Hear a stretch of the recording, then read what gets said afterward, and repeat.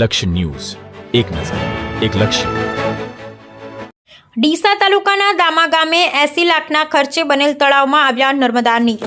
ડીસા તાલુકાના દામા ગામ ખાતે આવેલ લાલુસર તળાવમાં નર્મદા નીરના વધામણા ડીસા તાલુકાના ધારાસભ્ય પ્રવીણભાઈ માળી સાહેબની દીર્ઘદ્રષ્ટિને કારણે ખૂબ જ ટૂંકા ગાળામાં તળાવને મંજૂરી મળી હતી અને કામ પૂર્ણ કરવામાં આવ્યું.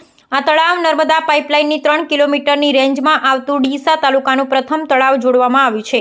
આ તળાવમાં 51 ખેડૂતોએ વિદ્યુત કનેક્શન લઈ સિંચાઈ માટે તૈયારી દર્શાવી હતી. ધારાસભ્ય શ્રી પ્રવીણભાઈ માળીએ જણાવ્યું હતું કે આ તળાવને મોડલ તળાવ બનાવવા માટે જે પણ મારા દ્વારા આપવાનું હશે એ હું આપીશ. આ પ્રસંગે દામા તથા આજુબાજુ ગ્રામજનો અને ધાનેરા ધારાસભ્યો માવજીભાઈ દેસાઈ, પૂર્વ ધારાસભ્યો અને એપીએમસીના ચેરમેન ગોવાભાઈ દેસાઈ, ડીસા તાલુકાના સરપંચશ્રીઓ, રાજકીય આગેવાનો ઉપસ્થિત રહ્યા હતા.